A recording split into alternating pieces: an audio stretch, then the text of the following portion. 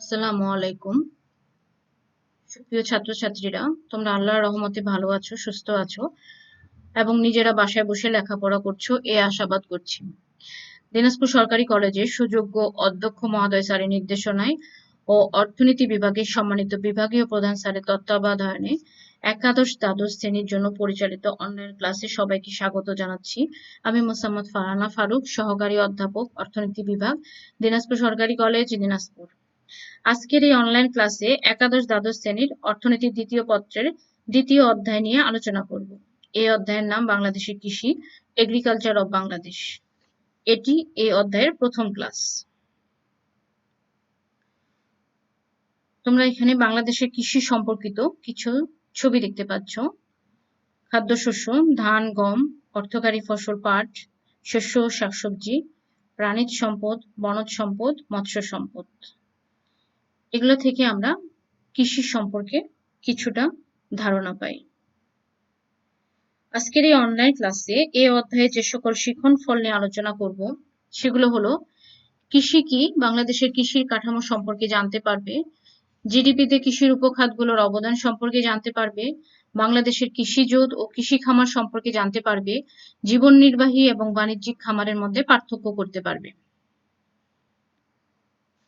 কৃষি কৃষি শব্দটির সাথে আমরা সবাই পরিচিত। কৃষি মানুষের সবচেয়ে আদি পেশা। কৃষি থেকে শুরু হয়েছে জীবন, জীবিকা, বাণিজ্য এবং উন্নয়ন। এখন কৃষি শুধু শস্য চাষের মধ্যে সীমাবদ্ধ নয়, এর ব্যাপ্তি অনেক বড়।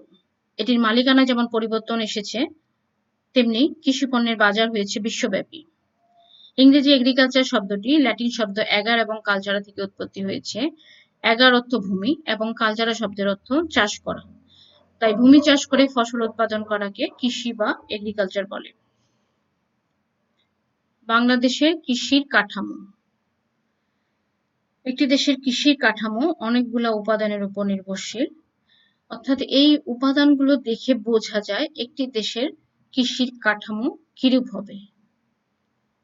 এখন আমরা বাংলাদেশের কৃষি কাঠামোর বিস্তারিত আলোচনা করব। ভূমির পরিমাণ ও ভূমির প্রকৃতি। বাংলাদেশ পরিসংখ্যান ব্যুরো 2012 এর হিসাব মতে বাংলাদেশের চাষযোগ্য জমির পরিমাণ 8.52 মিলিয়ন হেক্টর। এর মধ্যে 3 ফসলের জমি 1.485 মিলিয়ন হেক্টর, 2 ফসলের জমি 4.107 মিলিয়ন হেক্টর এবং 1 ফসলের জমি 2.236 মিলিয়ন হেক্টর। অর্থাৎ দেখা যাচ্ছে বাংলাদেশে 2 ফসলের জমির পরিমাণ বেশি।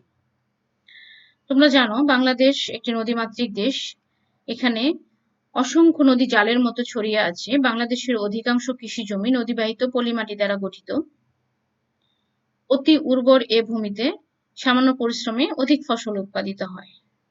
তবে বর্তমানে পাহাড়ি ও বরেন্দ্র ভূমিতেও বিভিন্ন ধরনের ফসল উৎপাদিত হচ্ছে। উৎপাদন পদ্ধতি ও উৎপাদন ব্যয় নির্বাহের সামর্থ্য। কৃষকের দারিদ্র্য, শিক্ষার অভাব, জমির খণ্ডবিখণ্ডতা ও বিচ্ছিন্নতা ইত্যাদি কারণে সকল জমিতে এখনো আধুনিক চাষ পদ্ধতি প্রয়োগ করা সম্ভব হয়নি। আবার অধিকাংশ কৃষক ভূমিহীন ও দরিদ্র হওয়ায় উৎপাদনের উপকরণ, বীজ, সার, কীটনাশক ইত্যাদি সংগ্রহের ব্যয়ভার বহন করা তাদের জন্য কষ্টসাধ্য হয়। খামারের আয়তন ও কৃষি ঋণ। খামারের আয়তন ও কৃষি ঋণ ব্যবস্থা দেখেও একটি দেশের কৃষির কাঠামো সম্পর্কে ধারণা পাওয়া যায়। বাংলাদেশে 0.5 থেকে 2.49 একরের খামার হলো মোট খামারের প্রায় 90%। অর্থাৎ বাংলাদেশের বেশিরভাগ খামারই ক্ষুদ্রায়তন খামার। দেশে কৃষি ঋণ বিতরণের পরিমাণের দিকে লক্ষ্য করলে দেখা যায় 2016-17 অর্থ বছরে কৃষি ঋণ বিতরণের পরিমাণ ছিল 20,998.57 কোটি টাকা, যা 17-18 অর্থ বছরে বৃদ্ধি পেয়ে হয় 21,393.55 কোটি টাকা। অর্থাৎ দেখা যাচ্ছে দেশে কৃষি ঋণ বিতরণের পরিমাণ দিন দিন বৃদ্ধি পাচ্ছে। সামষ্টিক অর্থনীতিতে অবদান। কৃষির উপাদানগুলো সামষ্টিক অর্থনীতিতে কতটা অবদান রাখছে তা দেখেও একটি দেশের কৃষির কাঠামো সম্পর্কে ধারণা পাওয়া যায়। বাংলাদেশ পরিসংখ্যান ব্যুরো এর হিসাব অনুযায়ী বাংলাদেশের 2015-16 অর্থ বছরে খাদ্যশস্যের মোট উৎপাদন হয়েছে 388.17 লক্ষ মেট্রিক টন। এ সময় কৃষিতে প্রবৃদ্ধি হয়েছে 2.79%, এবং প্রাথমিক ও কৃষিজাত পণ্যের রপ্তানি হতে আয় হয় 1305 মিলিয়ন মার্কিন ডলার। খাদ্যশস্য ও বীজ উৎপাদন। অর্থনৈতিক সমীক্ষা 2017 অনুযায়ী 2016-17 অর্থ বছরে খাদ্যশস্য উৎপাদন হয় 386.34 লক্ষ মেট্রিক টন। আবাদযোগ্য কৃষি জমির পরিমাণ কমলেও খাদ্যশস্য উৎপাদন দিন দিন বৃদ্ধি পাচ্ছে।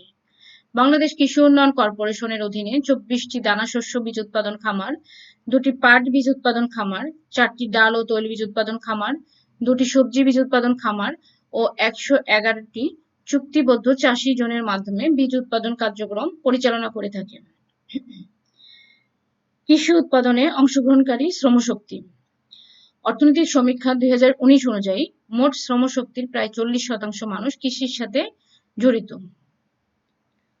অর্থনৈতিক সমীক্ষা 2017 অনুযায়ী গ্রামে বসবাসকারী 77% জনগোষ্ঠীর 65% প্রত্যক্ষ এবং অবশিষ্ট 15% পরোক্ষভাবে কৃষিকাজে জড়িত।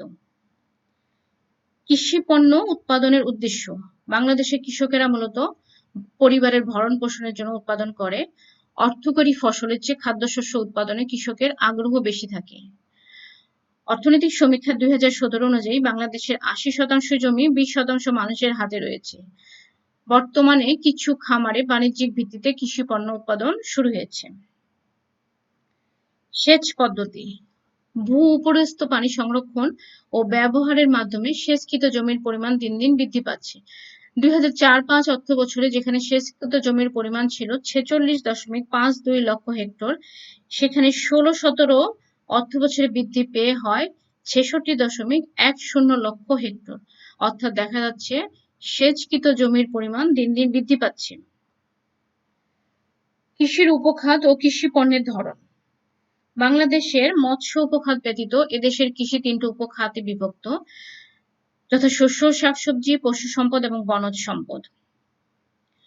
বাংলাদেশের অর্থনৈতিক সমীক্ষা 2018 অনুযায়ী শস্য ও শাকসবজির অবদান শতকরা 7.37 ভাগ। এরপরও রয়েছে বনজ ও প্রাণীজ সম্পদের অবদান, যা যথাক্রমে শতকরা 1.63 এবং 1.54 ভাগ। বাংলাদেশে উৎপাদিত ফসলের মধ্যে খাদ্যশস্য ও কিছু অর্থকরী ফসল রয়েছে। খাদ্যশস্যের মধ্যে ধান, গম, ডাল, ভুট্টা, তৈলবীজ, আলু, শাকসবজি ও ফলমূল ইত্যাদি। অন্যদিকে পাট, চা, ইক্ষু, তামাক, রেশম, তুলা, রাবার ইত্যাদি হলো অর্থকরী ফসল। কৃষকেরা পরিবারের প্রয়োজনের ভিত্তিতে হাঁস, মুরগি, গরু, ছাগল পালন করে থাকে। অবশ্য সাম্প্রতিককালে পশু ও হাঁস, মুরগি পালন বাণিজ্যিক ভিত্তিতে হচ্ছে। কৃষি পণ্যের বাজার। সার, বীজ, কীটনাশক, সেচ যন্ত্র, জ্বালানি সহ কৃষি উপকরণে সরকারি ভর্তুকি সত্ত্বেও অধিকাংশ কৃষক কৃষি পণ্য বিক্রয় করে লাভবান হতে পারছে না, কারণ বাংলাদেশের কৃষি পণ্য বিপণন ব্যবস্থায় কৃষক ও ভোক্তাগণের মধ্যখানে মধ্যস্বত্বভোগী দালাল চক্র গড়ে উঠেছে। তবে বর্তমানে সরকার অনেক কৃষি পণ্যের দাম নির্ধারণ করে সরাসরি কৃষকদের কাছ থেকে ক্রয় করে, যার ফলে কৃষকেরা ফসলের ন্যায্য দাম পেতে শুরু করেছে। ভূমি ব্যবস্থার ধরন। এদেশের কৃষি কাজের সাথে জড়িত অনেক কৃষকের নিজস্ব জমি নেই, তারা ভূমিহীন প্রান্তিক কৃষক। তাহলে আমরা বাংলাদেশের কৃষির কাঠামো সম্বন্ধে জানতে পারলাম। উপরের আলোচনা থেকে তাহলে আমরা বলতে পারি যে বাংলাদেশ একটি গ্রাম ভিত্তিক কৃষি প্রধান দেশ এবং অর্থনীতির অগ্রগতিতে কৃষির ভূমিকা অত্যন্ত গুরুত্বপূর্ণ। এখন আমরা আলোচনা করব বাংলাদেশের কৃষির প্রধান উপখাতগুলো নিয়ে। বাংলাদেশে কৃষির প্রধান উপখাতকে দুই ভাগে ভাগ করা যায়: কৃষি ও বনজ মৎস্য। কৃষি ও বনজ খাতকে আবার 3 ভাগে ভাগ করা যায়: শস্য ও শাকসবজি, প্রাণীজ সম্পদ, বনজ সম্পদ। শস্য ও শাকসবজি।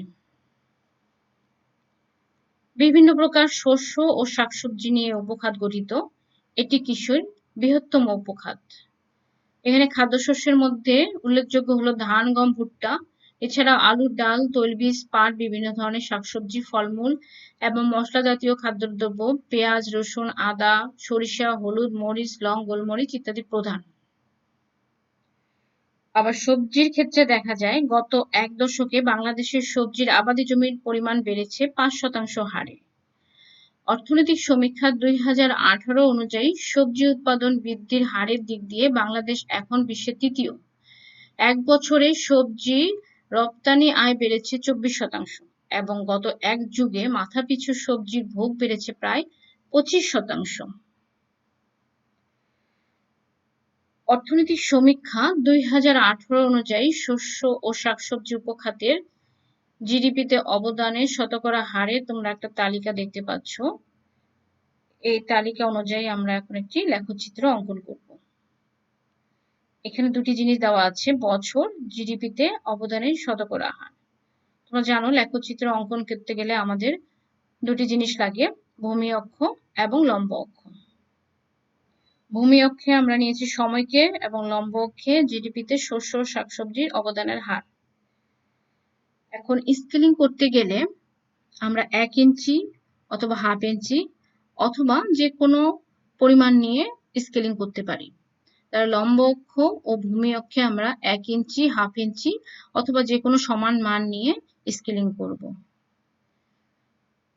জিডিপিতে অবদানের শতকরা হার, এখানে যেহেতু সর্বনিম্ন মান ৭.৩৭, সেজন্য আমরা এখানে ৭ থেকে শুরু করেছি এবং একটি জিগজ্যাগ লাইন দেওয়া হয়েছে এটা সমান করার জন্য।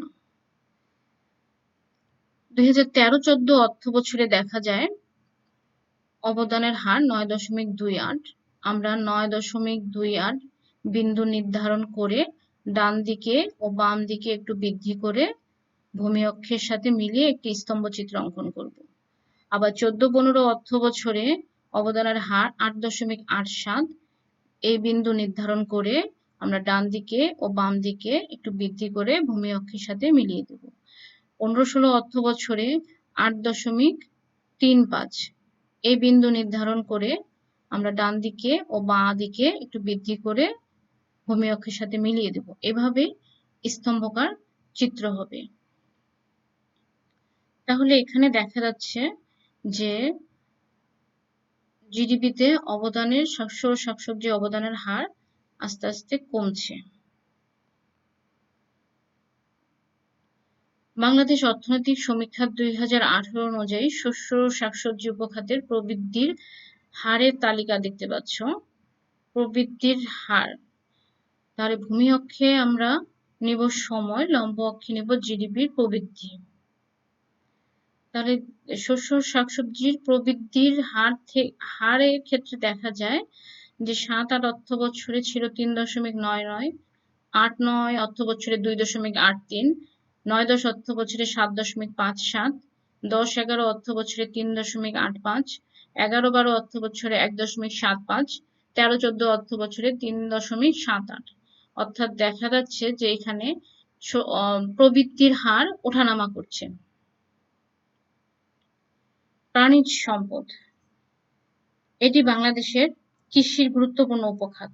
মানবদেহের অত্যাবশ্যকীয় প্রাণী আমিষের চাহিদা পূরণ, কর্মসংস্থান সৃষ্টি, চাষাবাদ, চামড়া ও চামড়াজাত দ্রব্যাদি উৎপাদন ও রপ্তানিতে এ উপখাতের ভূমিকা অপরিসীম।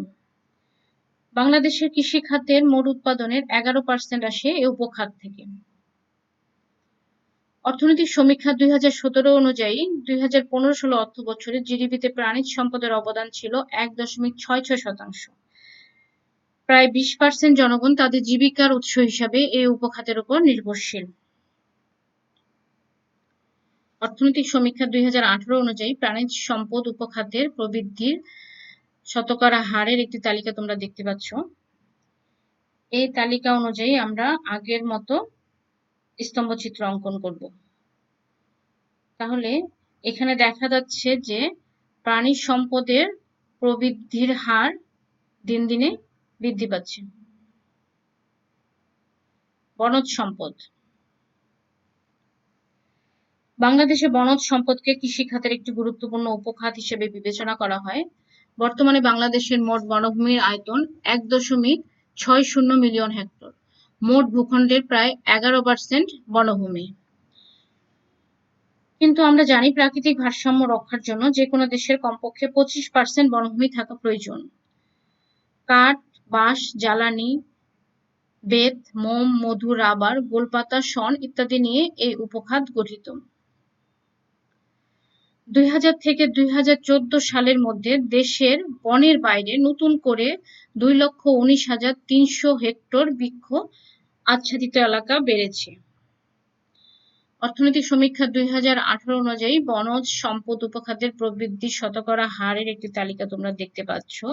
তাহলে এই তালিকা অনুযায়ী আমরা বার ডায়াগ্রাম বা স্তম্ভচিত্র অঙ্কন করব। আমরা জানি কিভাবে অঙ্কন করতে হয়। ভূমি অক্ষে আমরা সময়কে নেব, লম্ব অক্ষে জিডিপির প্রবৃদ্ধিকে নেব।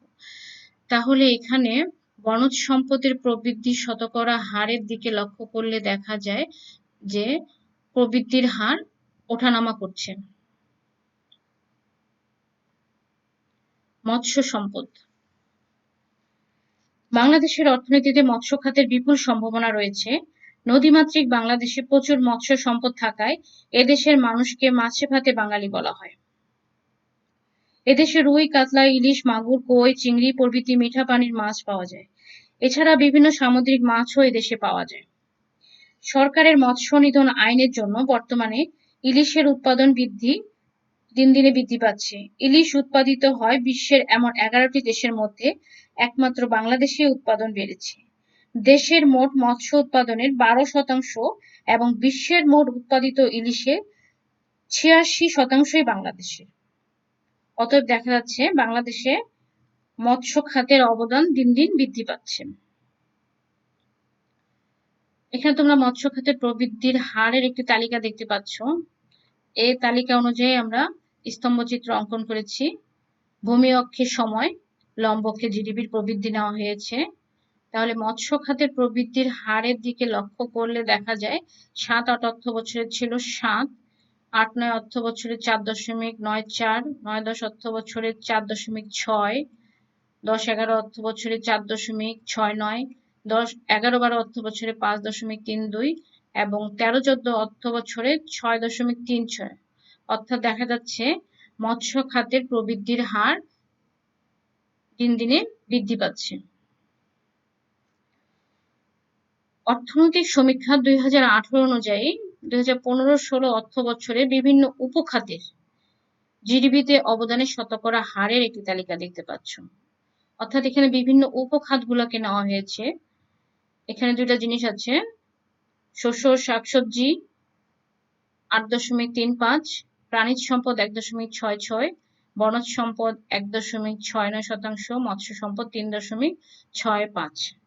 তাহলে এখানে আমরা স্তম্ভচিত্র বা বার ডায়াগ্রামের মাধ্যমে দেখতে পাচ্ছি যে শস্য ও শাকসবজির অবদান সবচেয়ে বেশি। তারপরে রয়েছে মৎস্য সম্পদ, এরপরে রয়েছে বনজ ও প্রাণিজ সম্পদ। কৃষিজোত ও কৃষি খামার। এখন আমরা জানবো কৃষিজোত ও কৃষি খামার সম্পর্কে। কোনো একজন কৃষক বা সংগঠকের অধীনে নির্দিষ্ট স্থানে বা বিভিন্ন স্থানে যে পরিমাণ কৃষি জমি উৎপাদনের আবাদযোগ্য তাকে কৃষিজোত বলে। কৃষি খামার, কোনো কৃষি জোতে যখন চাষাবাদের পরিকল্পনা করা হয় তখন তাকে কৃষি খামার বলে। কৃষি খামারের ধরন। কৃষি খামারকে 4 ভাগে ভাগ করা যায়: মালিকানার ভিত্তিতে, ফসল উৎপাদনের ধরনের ভিত্তিতে, উদ্দেশ্যের এবং চাষাবাদের প্রকৃতির ভিত্তিতে, আয়তনের ভিত্তিতে। মালিকানার ভিত্তিতে কৃষি খামার।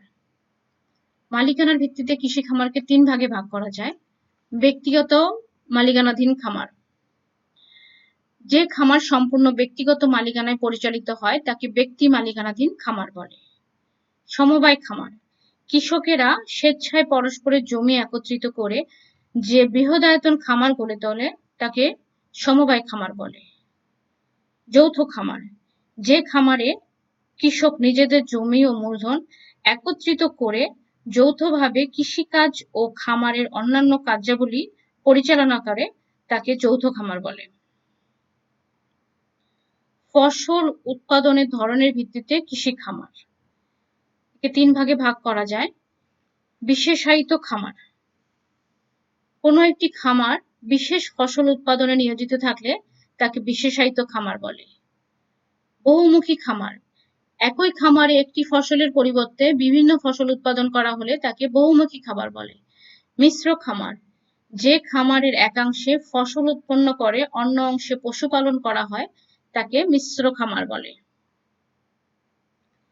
উদ্দেশ্যের এবং চাষাবাদের প্রকৃতির ভিত্তিতে খামারকে দুই ভাগে ভাগ করা যায়: জীবন নির্বাহী খামার ও বাণিজ্যিক খামার।